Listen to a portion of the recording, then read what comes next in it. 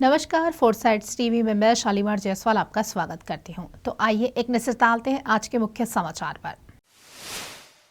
2024 के लोकसभा चुनाव को लेकर सियासी बिसात बिछना शुरू हो गई है।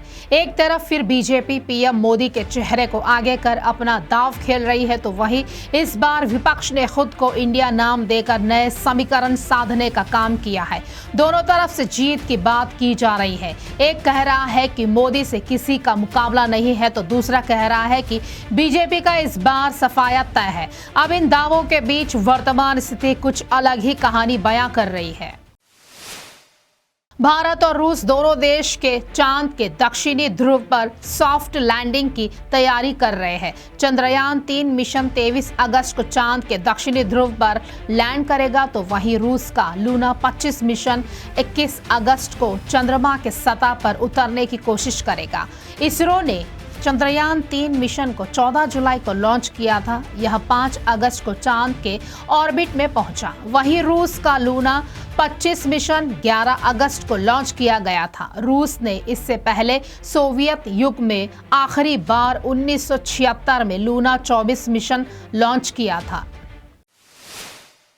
हिमाचल प्रदेश में बारिश के कारण पिछले 3 दिनों में कम से कम 71 लोगों की जान जा चुकी है और 13 लोग अभी भी लापता है। हालांकि अधिकांश हिस्सों में बारिश कम हो गई है, लेकिन कई जगहों पर अब भी लैंडस्लाइड हो रही है। लैंडस्लाइड की वजह से 3 नेशनल हाईवे सहित लगभग 700 सड़कें ब्लॉक हो गई है और बिजली पानी की आपूर्ति बाधित हो गई है।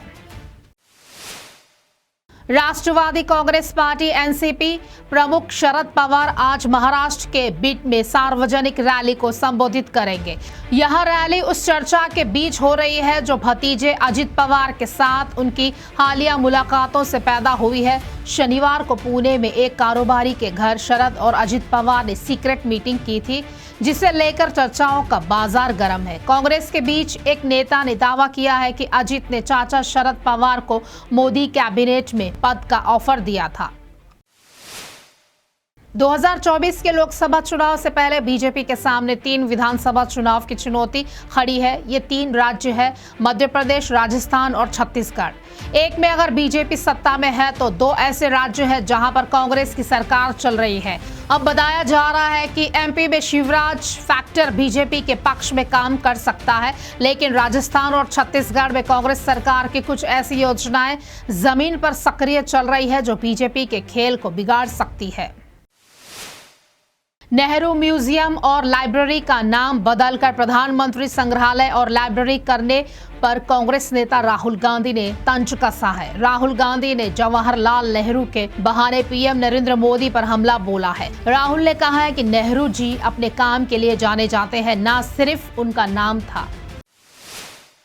मनी लॉन्ड्रिंग जांच शुरू होने के तुरंत बाद एक ट्रायल कोर्ट ने वाड्रा को अग्रिम जमानत दे दी थी।